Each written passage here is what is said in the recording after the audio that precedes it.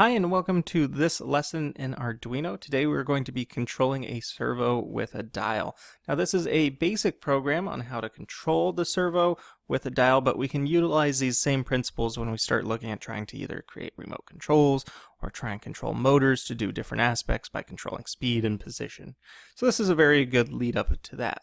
So without any more waiting around, let's go ahead and get started. Just like in our last lesson, we are going to need to include that servo library. I just have to move my microphone out of the way a little bit here. All right, so let's include our servo library. Once we've included the servo library, we can activate that library, or creating the object or instance of that library by going servo my servo. Next, we need to create an integer for our dial. So we'll go integer dial, and we'll be using a potentiometer in this instance. And we're going to have that as 0. And then we need to create an integer value that we can write different values onto to control the location of our servo. All right, integer value. And once we have that set up, we're ready to go into our void setup. And just like last time, we're going to attach the servo onto pin 9. So we'll go myservo.attach, start parentheses 9, and parentheses semicolon. And then we can go into our void loop. In our void loop, we need to first have a value read or do an analog read of our potentiometer or our dial. So we're going to do integer value is whatever the analog read of dial is. And then from there, we're going to take that analog value that the potentiometer is reading, and we're going to need to convert it into a digital value. So to do that, we're going to be using the map function. So we'll go value is the map of whatever the analog read of the dial was, so val, comma. And now we need to create the parameters of where it's reading. So anything that's being done on our analog pins reads from 0 to 1023. Anything on our digital pins can actually read from 0 to 255. But in this case, we are limited by our servo's motor. Remember, it can only be in position 0 to 180 and everything in between there. So we're going to need to be able to read where that's at. So to do that, we're going to do value, comma, 0, comma, 1023, comma, 0, comma, and 180.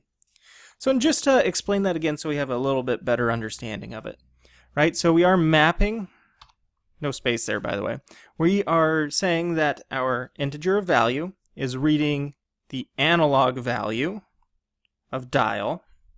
Then we're changing that.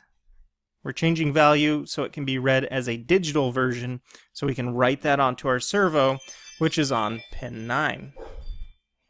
So that works like this. We use the map function, so we map value, whatever this is, between 0 and 1023, because that's the analog version, and then 0 to 180. So if we were to turn our pin all the way to the right, for instance, and hit this 1023, we would actually be hitting 180 for our digital value as opposed to 255, which is what we can go up to on our digital pins.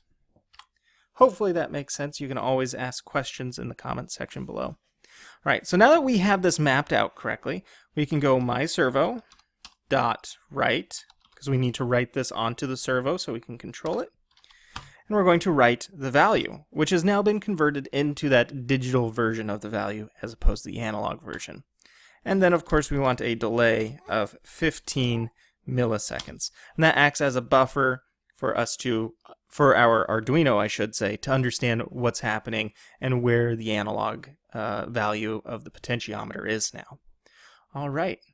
Next, we would want to verify this. I'm just going to quickly go through and look at it on my own, and I can see I'm already missing a semicolon, so make sure you do add semicolons. Go back and check that. Everything else looks correct. I did make a mistake there. I missed the O there. and I did put a space in between map and the value that we're trying to map to. You're not supposed to do that. So check that. When we're ready, we can verify it, make sure everything's good, and it is. If it isn't, for instance, if we had left that space in there, we would try and map it. Oh, look, it's still working.